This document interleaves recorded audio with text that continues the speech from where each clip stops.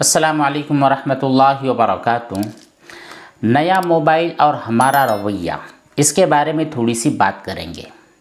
जब भी हम किसी नए मोबाइल हैंडसेट को ख़रीदना चाहते हैं या ये कि किसी बाइक को हम ख़रीदने का इरादा रखते हैं या फिर हमारे दिल को कोई फोर व्हीलर पसंद आ जाती है और हम उसको तलाश करने और ख़रीदने के चक्कर में लग जाते हैं, तो जैसे ही हमारे ज़हनो गुमान के अंदर हमारा मोबाइल या फिर हमारी फोर व्हीलर टू व्हीलर आ जाती है या फिर हम उसको ख़रीद लेते हैं, तो फ़ौरन हमें हर दूसरे तीसरे बंदे के पास वही मोबाइल, सेम वही मोटरसाइकिल, सेम वही फोर व्हीलर नज़र आने लगती है।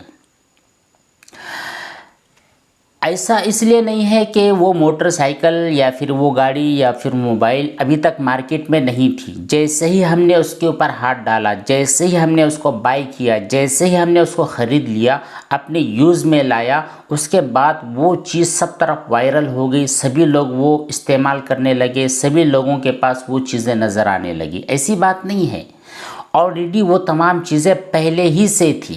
मान लीजिए आज आप आईफोन का यूज़ कर रहे हैं, तो आपके यूज़ करने के बाद से लोगों ने उसको इस्तेमाल करना शुरू नहीं किया। ऑलरेडी उस कंपनी ने कई दिनों पहले उसको लॉन्च कर दिया है, लोगों के पास वो है भी। लेकिन जैसे ही आपने उसके बारे में रिसर्च करना शुरू कर दी, उसके जो फीचर्स है उसके जानकारी शुरू कर दी और मार्केट में जाकर आपने उसको ख़रीद लिया, तो उसके बाद आपको हर एक आदमी के हाथ में आईफोन या फिर हर एक आदमी के पास आपको अपाची या फिर जो भी फोर व्हीलर लेना चाहते थे वो नज़र आने लगी। तो दरअसल मसला यहाँ पर हुआ यूँ कि जब आपने अपने दिमाग को इन चीज़ों के अंदर डाला, तो फिर वो आपके दिमाग के अंदर रस बस गई।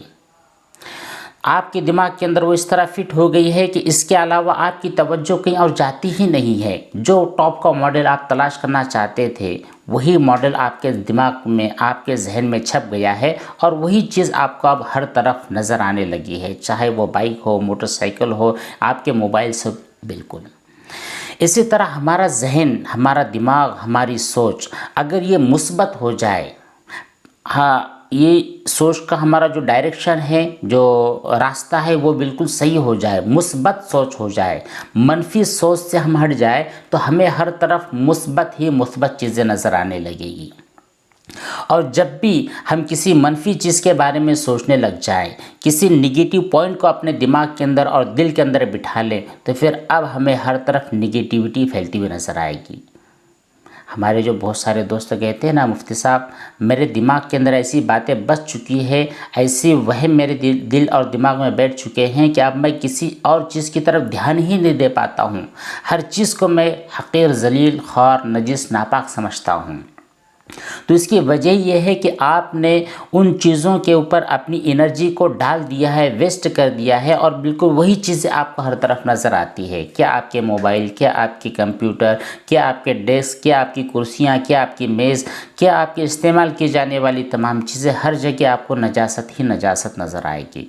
तो आप अपनी जो सोच है ना, इस सोच को मुस्बत बनाइए, मनफी सोच ना बनाइए। मनफी सोच, निगेटिव सोच को आपने पैदा किया तो हर चीज़ निगेटिव और नज़र आएगी, और अगर पॉजिटिव चीज़ों के बारे में आप सोचने लगे तो हर चीज़ आपको पॉजिटिव समझ में आएगी, नज़र आएगी।